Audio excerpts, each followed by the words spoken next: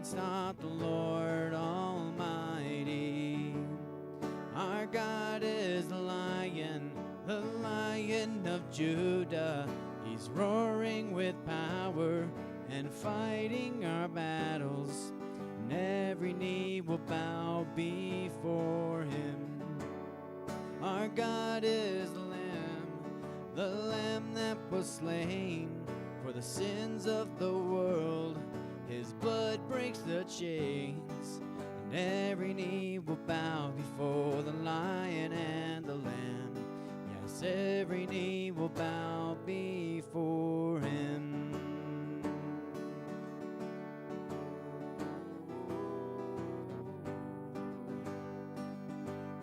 So open up the gates. So open up the gates, make way before the King of Kings.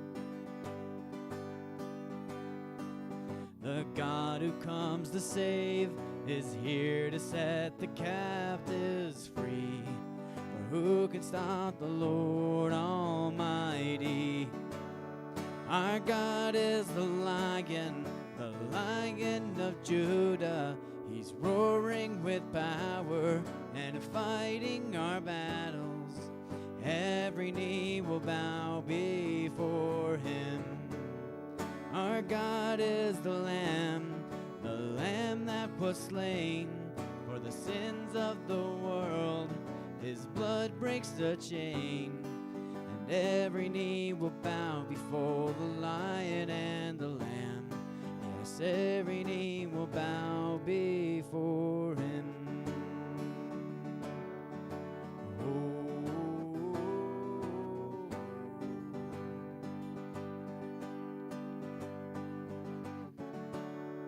And our God is the Lion of Judah.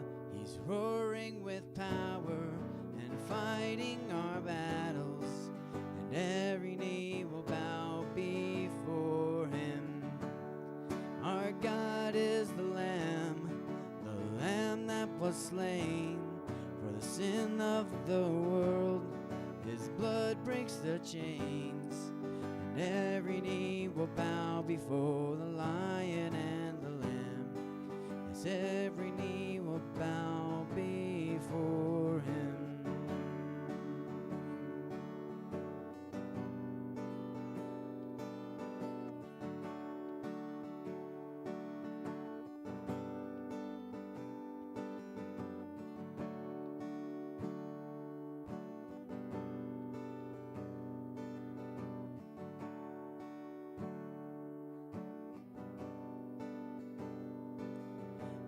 You keep hope alive.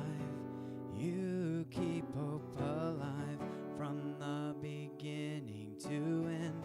Your word never fails. You keep hope alive because you are alive. Jesus, you are alive. And you keep hope alive. You keep hope alive from the beginning to end.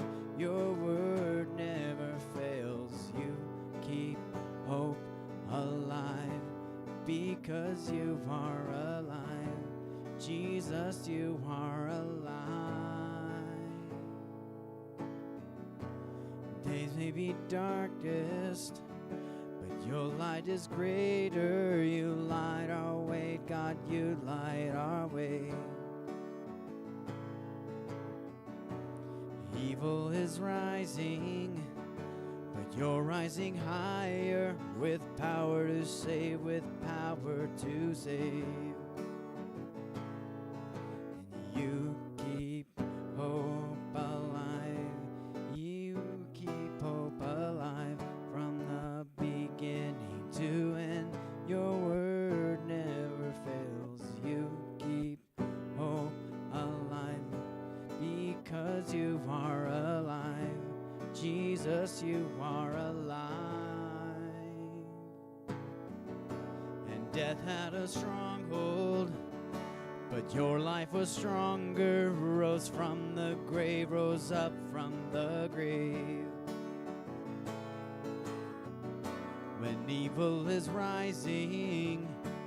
You're rising higher with power to save, with power to save. And you keep hope alive. You keep hope alive from the beginning to end. Your word never fails. You keep hope alive because you are alive. Jesus, you are alive. There's hope in the morning, hope in the evening, hope because you're living, hope because you're breathing. There's hope in the breaking, hope in the sorrow, hope for this moment, my hope for tomorrow. There's hope in the morning, hope in the evening, hope because you're living, hope because you're breathing. There's hope in the breaking, hope in the sorrow, hope for this moment, my hope for tomorrow. You keep hope alive. You keep hope alive from the beginning to end.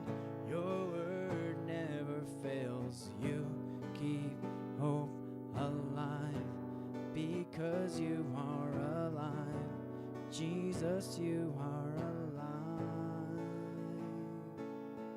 And you keep hope alive. You keep hope alive from the beginning to end. Your word never fails. You keep hope alive because you are alive. Jesus, you are alive.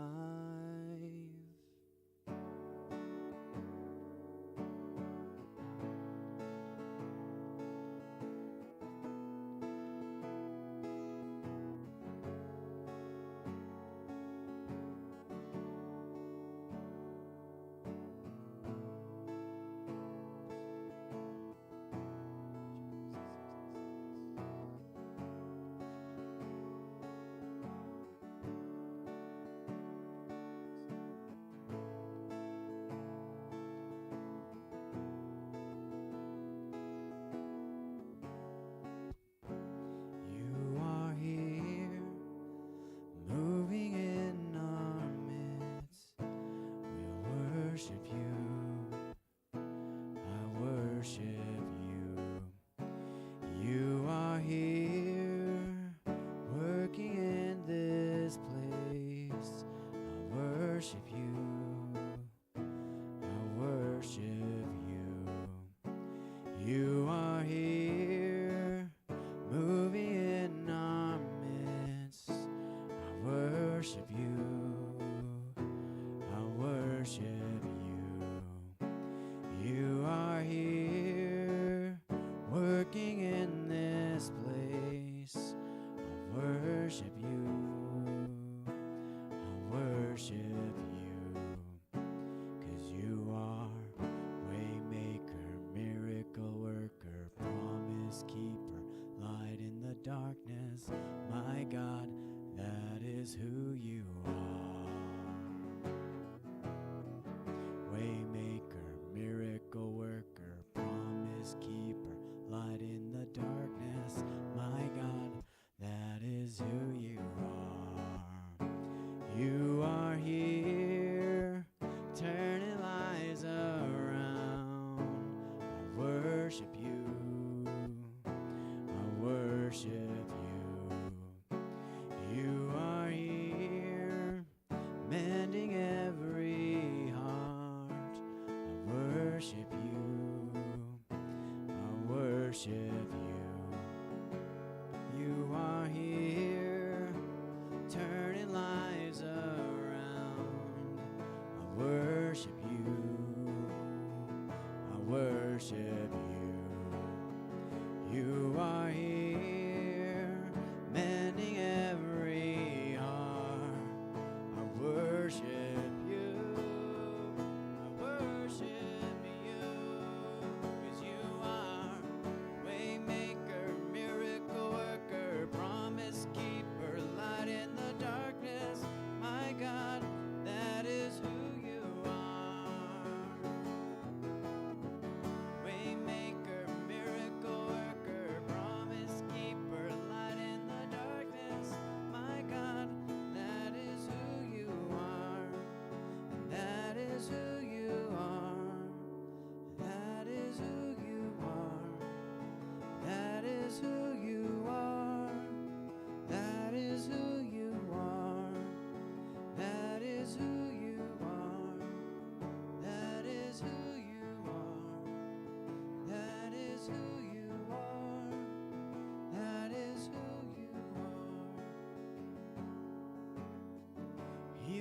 when I don't see it, you're working. Even when I don't feel it, you're working. You never stop working. You never stop working. Even when I don't see it, you're working. Even when I don't feel it, you're working. You never stop working. You never stop, 'cause you are waymaker, miracle worker, promise keeper, light in the darkness. My God, that is who you are. You are waymaker, miracle worker, promise keeper, light in the darkness. My God, that is who you are.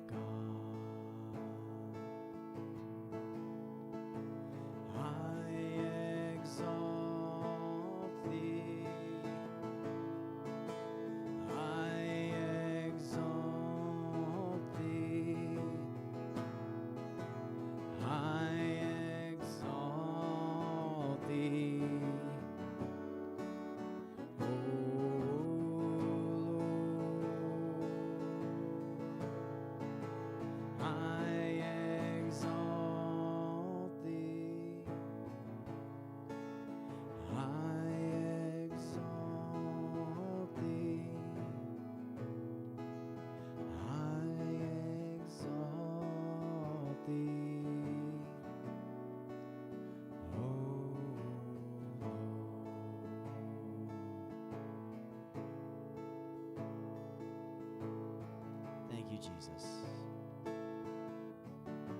We lift you up. We magnify your name. You are the one who's worthy of all praise and honor. Thank you, Holy Spirit, who is our comforter and friend and our advocate. Continue to guide us in your truth. Lord, bless our time as we study your word and see what you have for us. We thank you in Jesus' name. Amen. Amen. Greet each other, and then we'll get right into our study.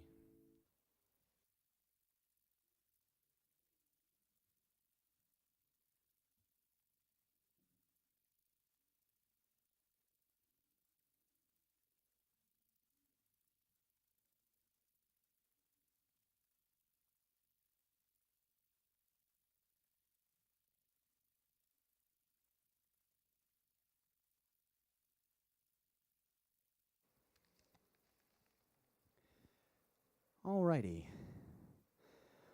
Wonderful, wonderful. If this is normally the time when you give of your tithes and offerings, Mr. Ray Leon Garreau, he's ready to receive that from you. Just a few things to keep in prayer. Please keep in prayer the Covington family. They're just facing some challenges on multiple fronts, but they didn't want to divulge too much to make you worry, so I'm allowed to share that much. Just continue to pray for Jesse and for Jenny and their 3 kids, Tyler, Connor, and Abby. Also thank you for praying for Ms. Zulma Santiago. She was here on church on Sunday, and it was great having her here, but she's come across some challenges recently as well. It was wonderful the other day. I mentioned it on Sunday, but last week I prayed with her, anointed her with oil, and just a beautiful, peaceful presence there in their home. And just how Zulma is really just a walking miracle of God's grace and mercy. So thank you for your prayers for that. Something new for her name is Becky Mooring. She does not attend our church, but she is someone who we have reached out to try to help.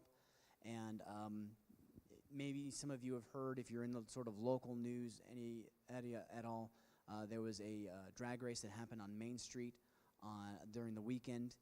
And a gentleman was killed. That was Becky's husband. And so right now she's without someone who can provide her and help for her. And so we're trying to come alongside her and help. And I've been working with, many of you know Ron Beardshire. He does amazing work for our county in terms of reaching out to those who are vulnerable and homeless. And so we're partnering together to really help this lady out. So it's going to be hard because she's, on the one hand, she's mourning, and on the other hand, she really we really have to help her get some plans in place sooner rather than later, and so we're really trying to help her navigate that. Also, I would really appreciate your prayers for my sister-in-law. Her name is Audrey. She has gastroparesis, and she can't really handle any food, and apparently the report has been for the last few weeks she's had water and ginger ale, and that's it. Hasn't been able to. So she's an Army veteran, so she has the VA, and she's been seeing them, and so she asked for prayer and said, yeah, absolutely. So awesome. Thank you for praying for those. Some announcements. If any of you have a few minutes after service, we're going to help get set up for women's ministry. That's going to be happening tomorrow night at 6:30. We're going to set up right in this section right here. Men's breakfast is this Saturday at 9 a.m. Guys, we're having biscuits and gravy on the menu, nice sausage gravy, and there's going to be eggs, and there's going to be more sausage, and there's going to be hash browns, and there's going to be coffee, and you just want to come and hang out and kind of ease into your weekend. That's a good way to do it and fellowship with us, and we would love that. Royal Rangers are hosting a Rocket Day for the Royal Rangers. Anyone in the Royal Rangers program. It's free to attend. It's at 8 a.m. on Saturday, August 20th. So it's not this coming Saturday, it's the next Saturday. And then we have been so blessed. Crossroads Youth has been invited over to Randy and Debbie Erzman's house on Sunday the 21st. So we're going to go over there, and we're going to swim and have some fun, have some barbecue. And so I need to know who's going, though, because they're like, help me get a head count so we know we don't buy too much or too little food. And so we're working on that as well. Awesome. Those are just some things. Now, there's something here that I didn't put in my notes, but I do mean to announce. I was really privileged. For those of you who don't know, here in Barstow, we have something that's called the BCMA. It's called the Barstow Christian Ministers Association. We meet on a pretty regular monthly basis to just encourage each other, have communion with each other, and also maybe talk about events that maybe one church is doing. And, for instance, High Desert Work Center does an amazing harvest party around Halloween time, and so they help supply us with the information in case people want to go over there, and numerous things and things like that. Yesterday, the BCMA was invited and hosted by our city town council, the city council, Mayor Paul Courtney, city manager Mr. Willie Hopkins, police department chief Espinosa, and also our interim fire chief Nick DiNapoli, and we had a good time of fellowship there. And they're really excited, and I'm really excited because what's going to be happening is on Saturday, October 1st, ladies, I'm sorry, you might be at Women's Retreat up in Pinecrest at that time, but on Saturday, October 1st, they're hosting a really big celebration because this year, 2022, Barstow turns 75 years old. As the official city of Barstow is going to be 75 years old. They're going to have a big thing. It's going to be a big family-friendly day. And they're going to be really doing they're going to lay out some plans that are going to be very exciting for the future of Barstow. And straight from our mayor's mouth and the city manager's mouth, it's going to change Barstow forever. And I was very cautious going into there because I understand some people's opinions about some of the people in that room. So I took notes, and I had a direct quote from Mr. Hopkins saying that it's not going to be any sort of vice. So I took a strong indication that meant no casino, because I know that's been a concern in the past. But I just want to encourage you. They said that the kind of development and things that are going to be happening in Barstow are going to cause it where, you know how sometimes if you want to get something specific, you might have to go down the freeway to Victorville or Apple Valley to find it, right? The mall or Target or, this plan, which is going to unfold over the next 5-10 years, is they didn't give us any details because they already signed an NDA with their partner. It's really exciting stuff. But they said that the kind of things that are going to be happening in Barstow are going to be where you can live, eat, play, and work all in Barstow. That people will be coming to Barstow instead of us going out. And so, exciting times. They didn't tell us what partner is coming alongside, but I have a couple of ideas, just some kind of out there theories. If you want to talk about those on the side, I'd perfectly entertain that, but I also want to respect your time because we're in our Bible study tonight. But Saturday, October 1st, we'll probably start seeing some announcements via social media and things like that of coming out. It's supposed to be like a big family-friendly event, carnival kind of style, and the announcement's gonna be made at the Harvey House, and anyway, exciting stuff to come, because really, you can look at it one of two ways. What's gonna be happening is gonna make the population of Barstow explode. For those of you who might be online or don't know, Barstow roughly has around somewhere in the neighborhood of 25,000 people here in Barstow, somewhere in that neighborhood.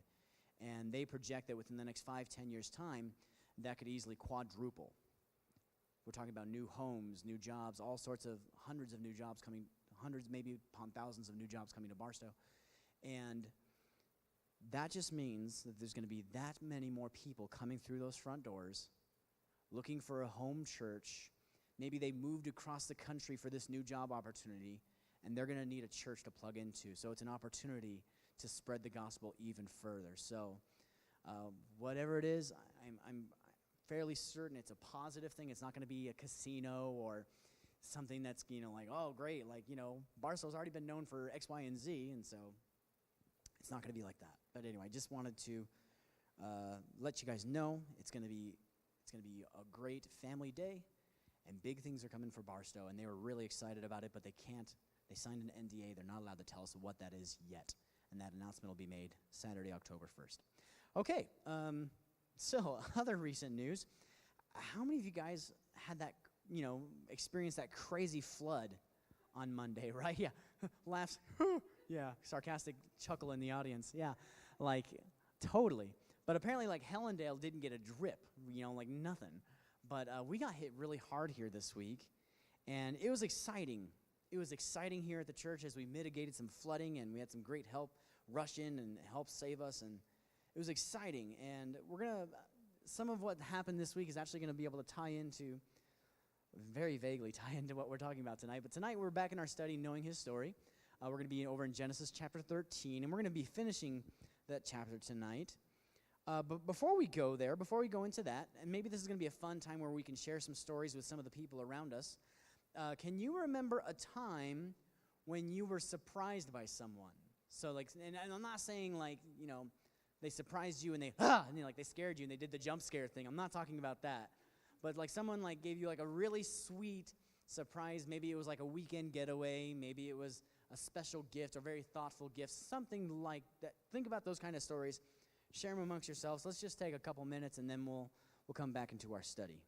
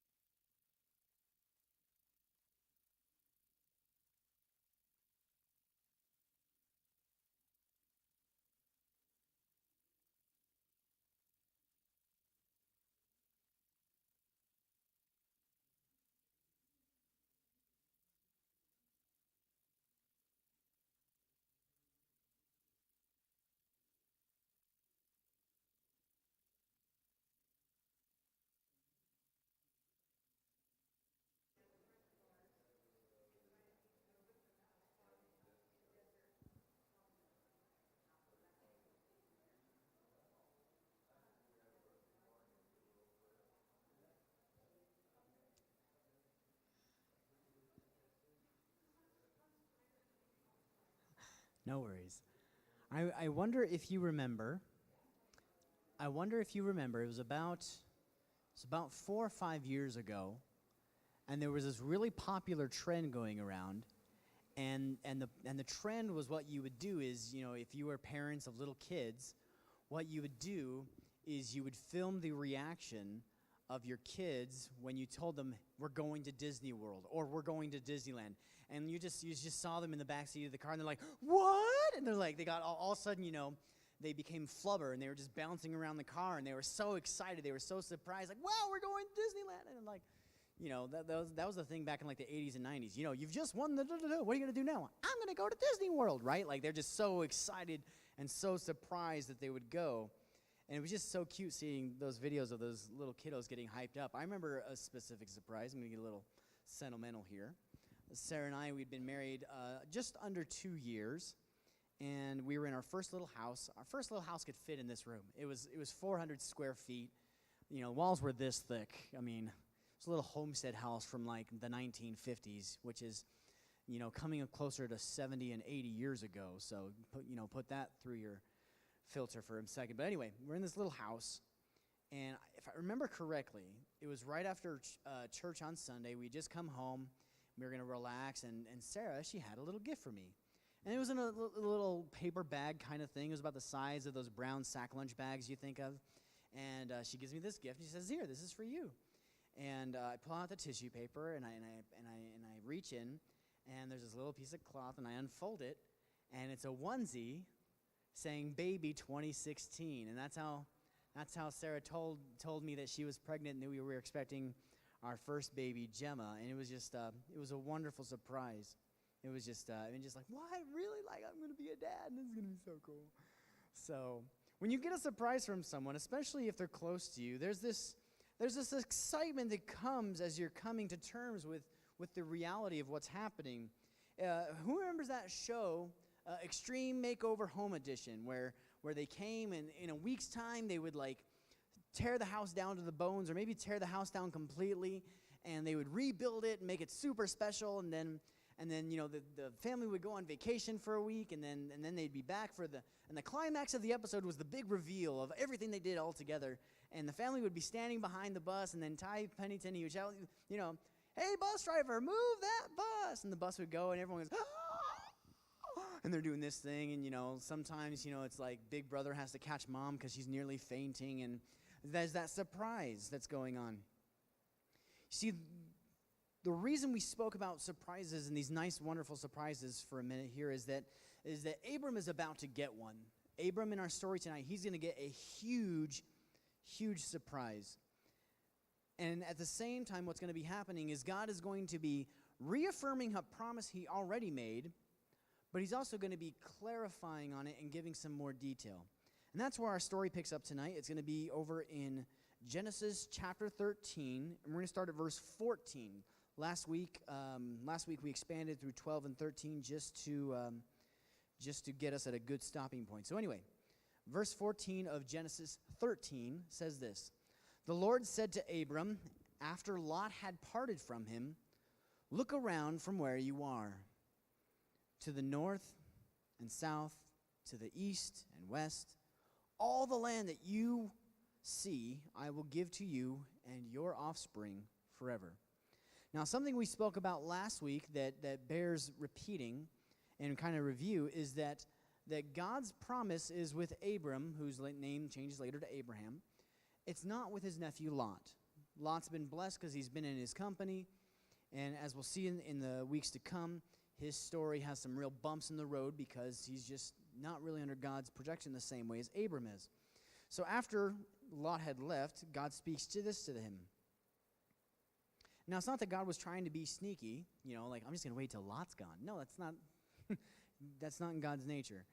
But even though Abraham was very generous and gave his nephew Lot his choice of the land, God comes back to Abram and says, hey, listen, everything you see, it's going to be yours. I mean, it feels very much like that one scene from The Lion King. Simba, everything the light touches is our kingdom. I tried to do Mufasa, but I sounded more like George Takei. I get that. But anyway, like George Takei from the original Star Trek. But, it reminds me of that. God takes into a place where he can see things around, and he says, take a look at the north, south, east, and west. Abram, all of this is going to be yours. I'm going to give it to you and your offspring forever. Abram's kind of known this for a while. He's known this since the beginning of chapter 12 when he was 75, and God called him to leave his home to go to this place that God would show him. He knew that he was getting a land. But this is where the surprise comes in. It's going to be in verse 16. And this is what it says. I will make your offspring like the dust of the earth, so that if anyone could count the dust, then your offspring could be counted. Dust, right? And dust is even smaller than sand. Now, for Abram, this is huge. He told him that he was going to make them a great nation in chapter 12, but now God is bringing more clarity to that same promise. And Abram has to take this on faith, because even at this point, Abram is still a childless man. He's got no kids, not a single one. And, he was 75 when he left. He traveled down. He was in Canaan. He went down to Egypt. Then he came back up. He could be in his late 70s, early 80s, mid 80s, who knows? And God's saying, you're going to have a giant family. That takes a lot of faith on Abram's part. He's got no kids. And we talked a little bit before about how, 60 was the new 30. And, Abraham, he lives to a ripe old age of 175. But still, it's very against, through the world's lens, through the natural eyes of things, it doesn't look like this is going to happen. And that's what makes this so beautiful when it finally does, because, man, it had to be God. There was no scheme or machination of man that could possibly have brought this promise to fruition, but God did. Abram is acquainted with us. He lives in a desert. So I thought of this funny side note as I was thinking about dust today. So Monday we had the flash flood that came, and some of you guys maybe saw some of the really big rocks on A Avenue. We tried to clear up a lot of the ones that were close to our driveway and things like that. But what happened is it was the most bizarre thing to watch. I was here, Diane was here, and then we had a teenager, young man come, and he was helping as well. And we were standing outside the front door there, or inside the front door, not outside, inside the front door, and the wind was pushing the rain perfectly sideways. It was just like, whoosh, it's almost like Forrest Gump. There's itty-bitty stinging rain, there's big old fat rain, it's like, wow, look at this rain. And then the wind shifted, and it blew the wind straight at the door. And it blew all the rain straight at the door, and all of a sudden, there's water trickling in, under the door. And so we quickly ran to the kitchen, and we got all the little hand towels we could, and we threw them at, the base of the door. We're doing this thing to, try to mitigate the flooding in, and we're just dumbfounded by all the water in such a short amount of time. And then Diane remembers, and this is more beneficial because I'm sorry you at home, but you have to be trickled down into the drain. And so,